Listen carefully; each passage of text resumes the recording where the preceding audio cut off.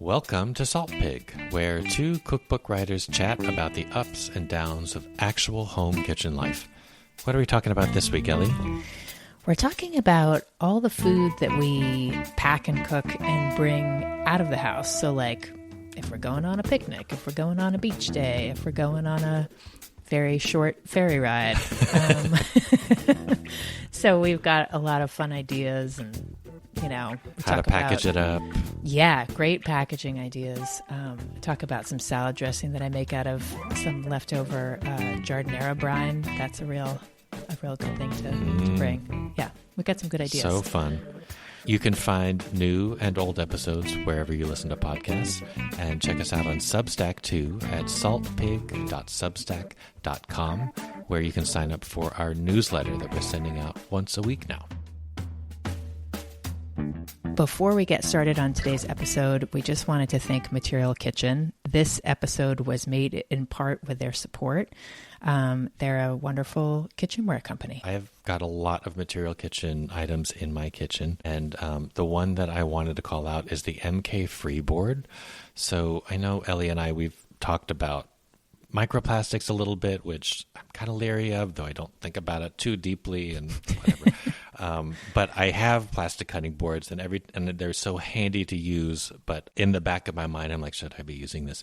And the MK Freeboard kind of operates like a plastic cutting board. It's very lightweight. It's thin. It's easy to like slot into your kitchen cupboard.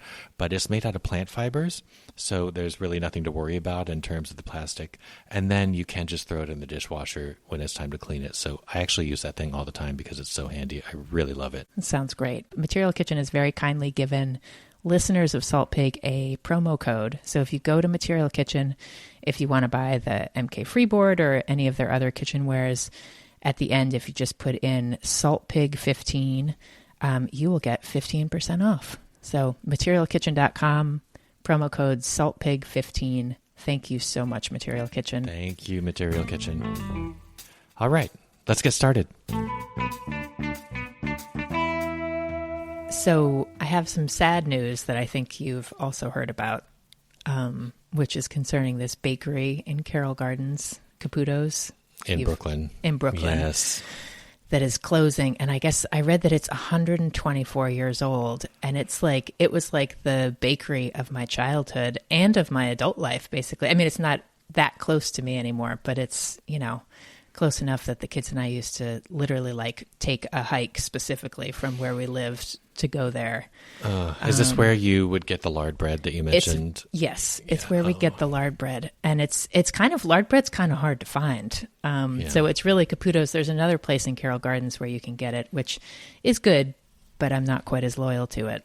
So this is the area where you grew up.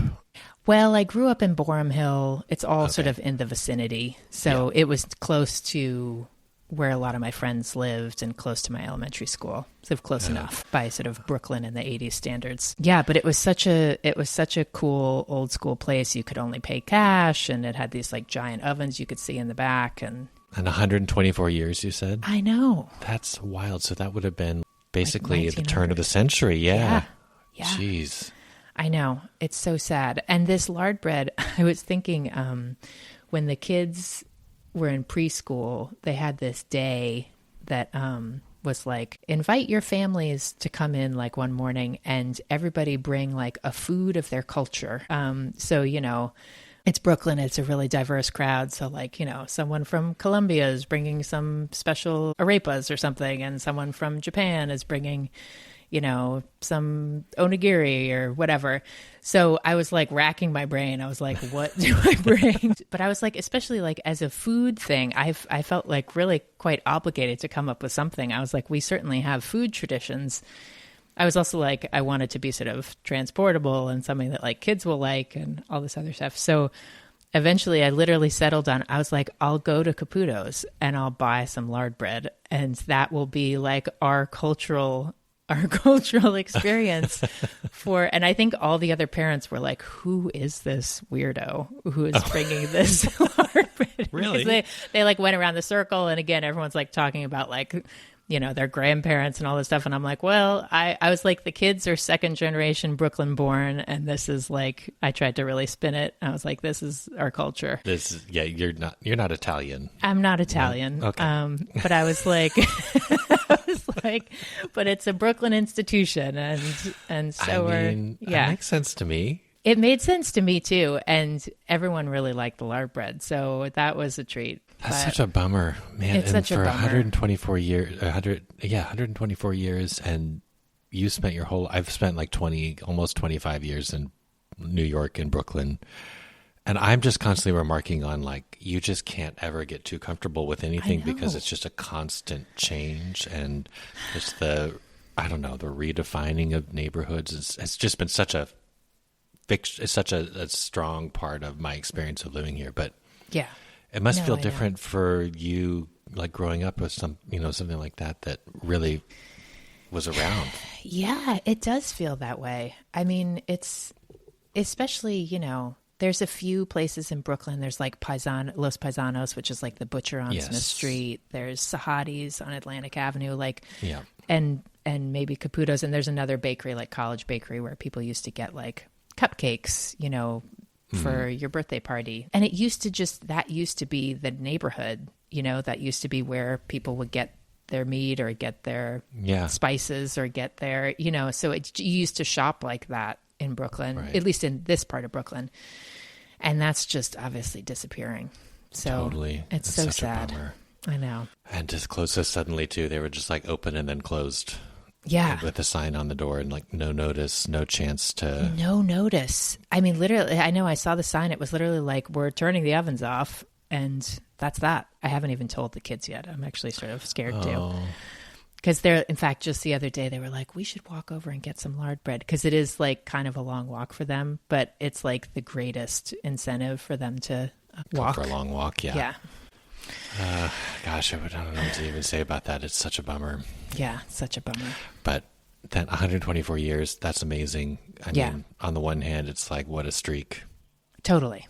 And and I guess, who knows what their story was and if maybe people didn't want to keep it going or I don't know. But it's got to be a really exhausting line of work, that's for sure. Oh, completely. And then to that transition that must have been very gradual from like being this staple of people, like every day you go, or every day or two you go get your bread, and then to becoming this sort of like specialty landmarky. This is, where people are maybe making a pilgrimage every couple months or something rather than, that must be a really hard thing to weather. Especially something so perishable. Like if you don't sell out your bread, then you've just wasted all this. I know. I don't know how bakery, in that sense, I really do not know how bakeries do it. I don't know how they do either. I mean, I guess I hope that by 4:00 they're just cleared out. Like they've just figured that out. But it seems kind of impossible to have nailed down. Exactly. Anyway, picnics. And maybe the segue here is that lard bread would be a great thing to add to your picnic basket. It is totally the segue. I mean, it's basically like a complete meal. I mean, it's not a nutritious meal, but it's a meal that will definitely fill you up and you will not have to eat anything for a long time. At least in my experience, like going there and buying a loaf and being like, this is going to be great. And then me and the kids just like finish it before we get home. Then we're all like, ooh, but it's sad. But perfect picnic food. Do you have you brought that on picnics before? Definitely. And do you bring like a serrated knife and have a little cutting board and stuff? Or you just tear off hunks of it like a savage. Yeah.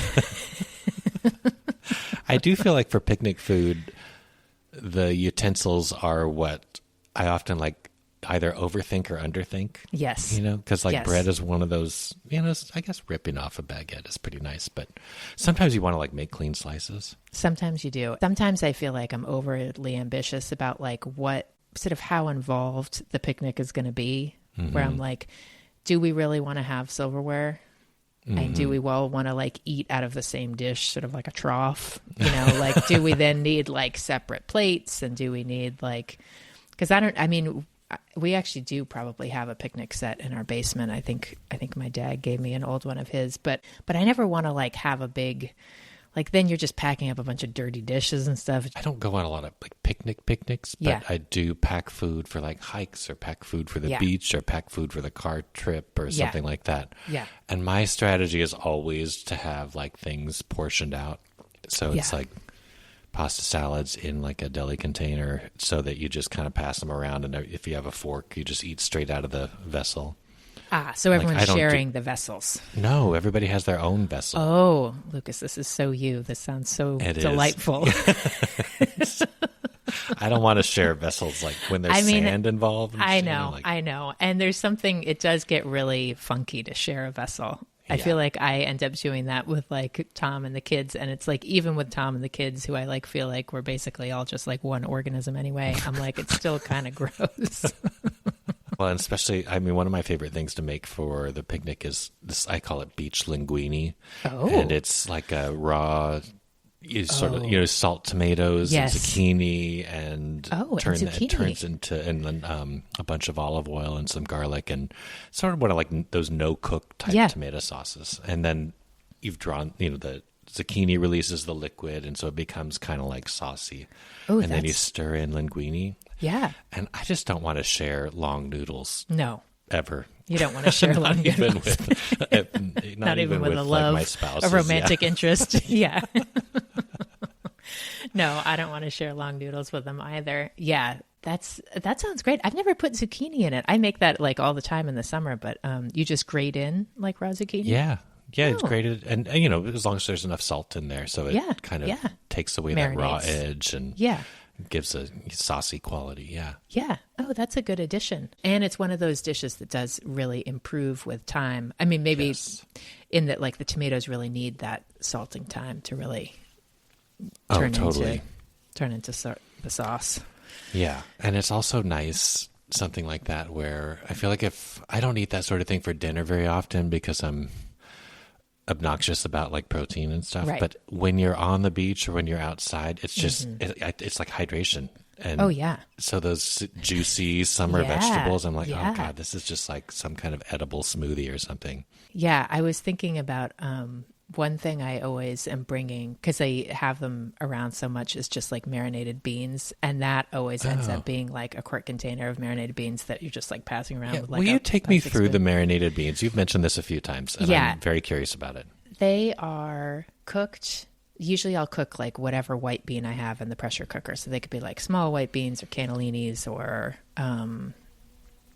great northern beans, anything along those lines. You can do it with chickpeas too. The kids aren't as quite as excited about chickpeas. And then I just chop up a bunch of celery, chop up some scallions, zest a lemon or two, squeeze in maybe the juice of one lemon and lots of olive oil and salt and pepper. I mean, it's pretty straightforward. If I have some herbs around, some parsley, some chives, some dill, kind of anything would be great in there. But at its most basic, celery, scallions, lots of olive oil, salt, and lemon zest and lemon juice. Is it enough olive oil that the beans are submerged in it, or is it a little bit more like coated? It's more like coated. It's more like a sort of dressing. But but there's definitely enough olive oil in there that they're kind of glossy. They're not like dry. And it's great because it's great for picnics because it's great at room temperature. Has Flavor improves as it sits, flavor I'm sure. definitely improves, and and it adds a little protein if you're having a bunch of like sandwiches or pasta or whatever. But that's a great one to have, and it's you're right, packing it into individual like little. I mean, Lord knows we all have enough Tupperware, as discussed. There'll be a great use for it. Just be like, everyone gets their own little serving. I'm often the person who like goes sort of above and beyond in terms of the food packing. And when you just like open up your cooler and like, this is for you, this is for you. It's, people just, they Go love crazy. it. Yeah. Oh, yeah. That would be a great way. I bet I could convince the kids to eat different things if I was like, here's your special container. Yeah.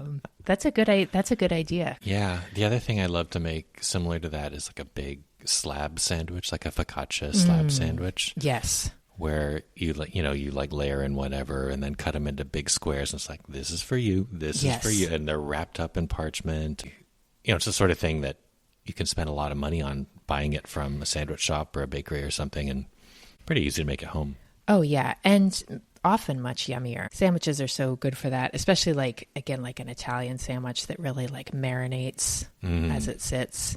You know, if you have like with like olive salad or giardiniera or something along those lines. What's so the yummy. tuna one? Pan beignet,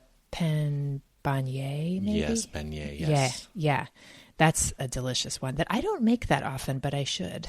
No, I don't either. There's one that I like to make where you basically, I haven't done this in a while, but you take like a butternut squash and cut it into like slabs. So it's sort of like, when you make like a cauliflower steak or something. Yeah, exactly. But like, 3/4 of an inch thick or so. And then marinate it in like a really citrusy, I do like to throw some like gochujang in there or chili paste or something and a bunch of olive oil and salt and some citrus. And then put that into, you can sort of Tetris it onto a focaccia, like a split focaccia.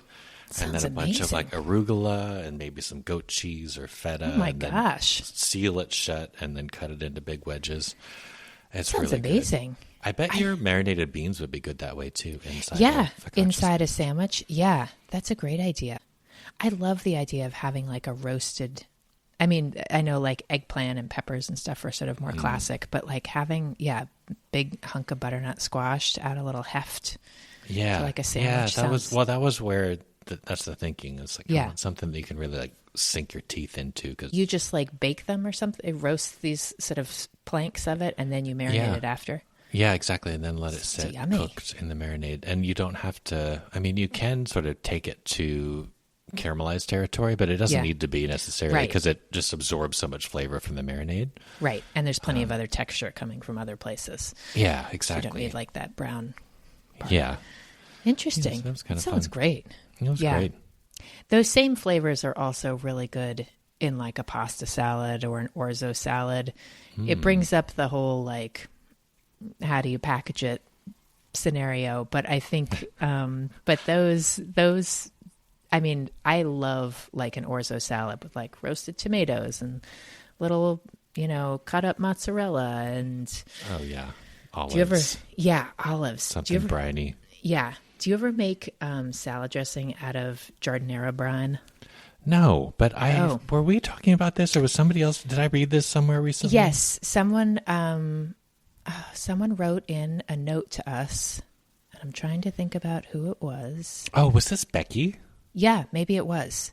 She was talking about pepperoncini brine. Yes. Same concept. That's right. Which also, same thing, makes a delicious salad dressing. But yeah, if you just like use that as sort of the vinegar component and add, olive oil basically and some, it's fun to add like some extra fennel seeds and some, maybe some like herbs if you feel like it, but just having that like bright, briny, little bit spicy flavor that really then coats everything is a real treat for like pasta or orzo or maybe and this even cool rice. like free twofer ingredient there. Totally. I love that. Yeah. Well, it's great in marinades and stuff too, obviously. But I'm also like a sun-dried tomato. I feel like sun-dried tomatoes get such a weird rap these days, but they're making a comeback. All the 90s stuff is coming back. Yeah, it's true. Hideous jeans. That Marry Me chicken. Oh, right. Yes, that's of course. like, that has blown up in the past. It's probably like 5 years now. But I know. And the extensions of it have gotten almost absurd. Where it's like, marry me Brussels sprouts. And I'm like, I don't know if that translates. I don't think anybody's going to accept a wedding proposal on the basis. So when I think of picnics, my mind still goes to like COVID times of when the only way you'd ever get to socialize is going out to some frigid park and sitting on a blanket and then like pretending that you're enjoying yourself. Right. So I think just as a survival tactic or something, I'm going to the beach. But the other thing I like to bring to the beach is cold soups. Do you ever do that? Make like a gazpacho or one of those cold cucumber amazing. Soups. That's so nice. Well, so hydrating. It's all the that's what it is. It's like in the heat. I'm thinking like, what are all the fun ways that we can stay hydrated while we're outside? Yeah. And I bet like given all those, I don't know how you package it, but given all those like I don't know if you guys have like a plethora of those like vacuum bottles that keep things cold. What are they called? The thermoses. Yeah, like a thermos. It would be so easy to like put something in there and be like, and it will stay cold. Like, there's not even I'm putting them in the little deli containers. Oh, which right. Everybody has a little stack of deli containers when they come to the beach with me. You don't even need a spoon or anything. You just kind of drink it.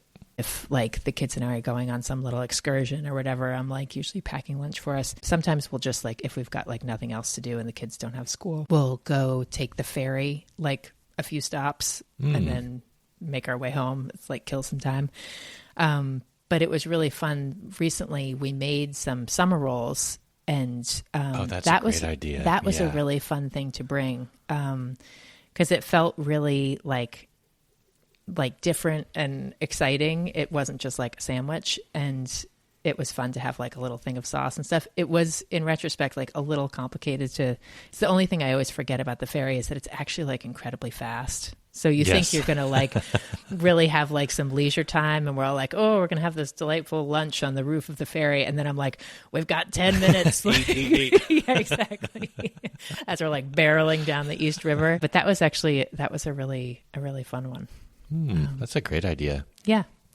I'm remembering too, maybe one of the reasons, sorry to go back to my comment about COVID and picnics, is that Vincent and I got married in 2020, and we had a wedding party months later in Prospect Park, which is like the big park in Brooklyn. And I made all these little snack boxes, and it was still the time when everybody brought their own blanket and spaced them out 6 feet, and I wanted there to be food and something. And so I was like, how do we do this without, getting worried about having to make close contact or like sharing food or anything? So everybody I made a snack box for them with two little dips and a little piece of my focaccia. And then there's a little salad and then a little dessert. And that's so special. And it was really nice, actually. Yeah. And that's, obviously that draws on my, proclivity for packaging food. But such a like special little thing. And also, to like come and celebrate and feel like you're all sharing an experience, even if you're not like all sharing the same spoon, luckily. Yeah. Yeah. That's really cool. Yeah, that's so sweet. That is like a pretty standout picnic. When you get like a little dressing on the side, if you do take out, like it was a bunch of these little, maybe they're bigger than that, but small containers like that. And we spent a whole day like with our little plastic gloves on and our masks, like divvying up. I made this like feta walnut dip and a little mushroom pate and like scooping them into the containers. Oh, that's so wrapping sweet. Up the bread in a little parchment square and stuff. That's so sweet. Gosh. Yeah, it was fun. Yeah. That's really, how many people was it? I want to say it must have been like 80 or something. It Holy was pretty big smokes.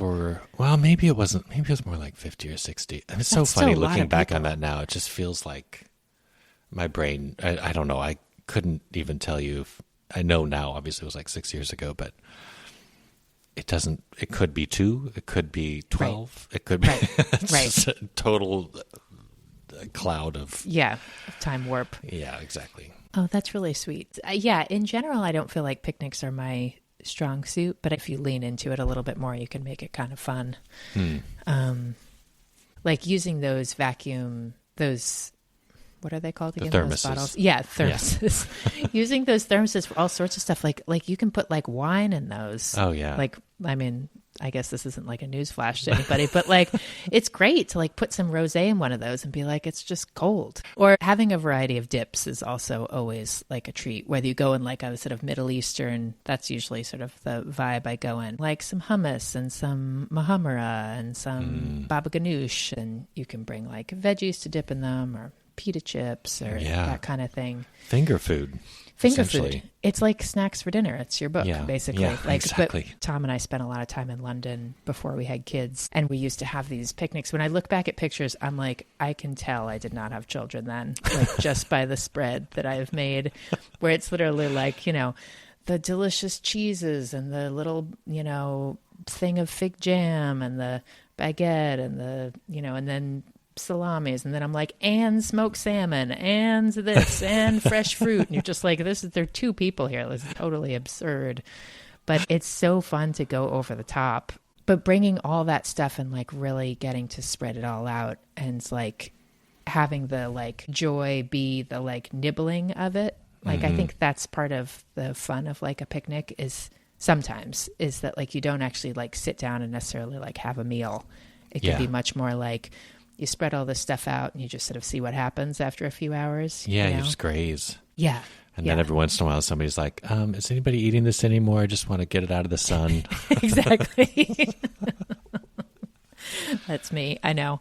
Or like the bees come and then you're like, this is got to pack all this up. But that's such a like luxurious time to get to spend with people where you just get to be like, all our needs are kind of taken care of. And you just get to like sit around and like play some bananagrams or, you know, like have a sort of unscheduled moment. I think is very pleasant.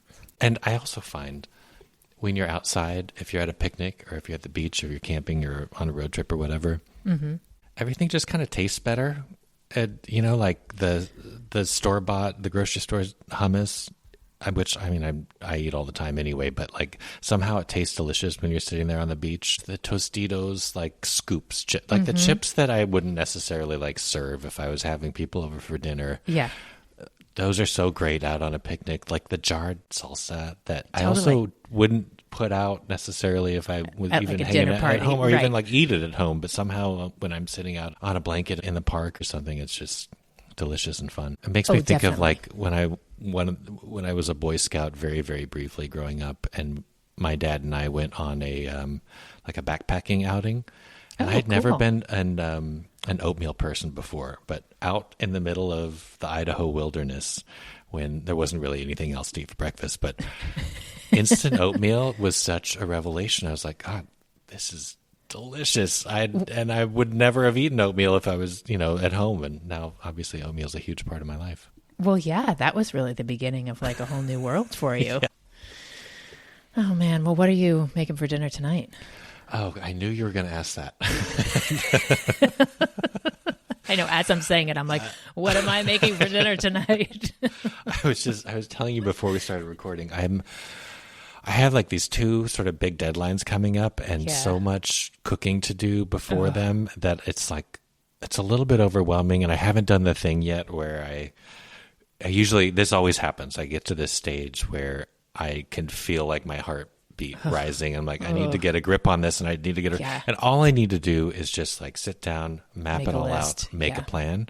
But I haven't done that yet. And pre-plan is very stressful. Yes. One thing that I have been playing around with this week that's been really fun and good is do you ever like eat tofu without, like, not the silken tofu, but like a firm tofu where you just boil it and then marinate it or throw some vegetables on there or something? Have you done that? I haven't, but I've been reading about it lately, and I'm kind of curious because I guess it kind of tightens it up a little bit. Yeah, Is that it's, well, purpose, bizarrely, it extracts the water. Like it's a, there's a science term for it. Yeah. But it does something. I was going to say osmosis. That's wrong. That's what I was thinking. That was the word I was thinking, but I'm like, I'm not even going to say it because it's probably so far off. That is the word that I was thinking. Not a science podcast. Yeah, this is not a science. Do not come to us for that kind of information. But it changes the texture. Yeah. And it makes it like kind of bouncy. It's not firm, but it's just like no longer as crumbly. Interesting. And it's really good. And I did this last night where I like blanched the tofu in salt water along with a bunch of other, and I sort of like stood there and blanched a few different vegetables and then put them together and drizzled a dressing over the top. And it was all, and then shocked them so that it was cold. Right. And then drizzled a dressing on top. It was really good. And I felt like a really nice, like fresh, springy, summery type of thing to eat. So I might do something like that tonight for dinner. That sounds great. Well, especially if, also sounds so easy if it's like one pot of boiling water and you're just like spidering stuff in and out. Yeah, exactly. Make a yummy sauce. Yeah, that's the vision. Yeah. Huh. Did you have any like noodles or rice or anything? Just kept it simple. I didn't, just because I had so many different vegetables. It was yum. But, yeah, it was good. What are you thinking? We have some leftovers. I made some salmon last night. Oh, how do you cook it in the oven? I broiled it this time, and that was pretty good. It was like, normally I just buy frozen salmon from Costco, and we didn't have any of that, so I went to the supermarket and got some. And so it was like a much bigger, heftier piece. I feel like the wild stuff, the wild sockeye salmon I get at Costco is like these really thin pieces. So this was like a big chunky piece of salmon, which was very exciting, like really fatty. But yeah, I broiled it on one side, on the not skin side, and then flipped it over. And actually, you know, in the sort of half cook, then the skin just came off, and I lay it right next to it so it could sort of broil on its own. And then to cook the other side. I mean, I was really winging it, but it actually ended up being kind of a good technique because I like salmon pretty medium rare. But I do find that to be a little difficult when you have like a really big chunky piece. So it was good to sort of give the underside of the skin a little heat. But then literally the salmon skin, because I just laid it there and it had like, you know, salt on it and it got really broiled. It literally was the best salmon skin I've ever had. It was just like crispy you could have like tiled a roof with it. It was like, it like had so much integrity, sort of physical integrity. It Wow. So yeah, the broiler. I always broil fish just because. Oh, do you? In an apartment. Yeah. I don't like do it on the stovetop because it makes messes. And somehow the broiling, I don't know, it controls the smell as well. Yeah, it does seem to. Maybe it does. It seems to. But what I always do is skin side up first under the broiler. Yes. And then I'll check to see how done it is. And maybe I'll just flip it over and then do a minute to finish cooking it. You do, when you flip it over, have you lose some of the crispiness of the skin. That's what I really didn't want to lose because I was like, if I'm going to eat the skin, it does have to be like wildly crispy or else I'm not really that into it. That's such a good idea. It's kind of an experiment, but it was pretty yummy. So there's a little piece of that left. So maybe we'll just have leftovers. I mean, we have some leftover sausage and broccoli rabe pasta that the kids like. We got this new shape. I took Henry to the grocery store and they had, I think it's called Cresto de Gallo. It's like a rooster's crest shape. Okay. Which he picked out, which are really fun, I have to say. It's like, you know, it sort of looks like a giant macaroni that has like some ruffles kind of on it. So anyway, they're really perky. So yeah, maybe just leftovers, maybe clear out you can't let cooked salmon sit around, really. Maybe I'll make some sort of special gochujang sauce or something, drizzle it over, be yummy. Ooh, yum. Yeah, so that's the plan. Now that we've talked it through. Yeah. Now we have a dinner plan, thankfully. Yeah. Well, well, great. Well, let's just talk soon. Sounds good. Have a good dinner. Thank you. You too. Good luck with the work. Thanks. Okay, bye.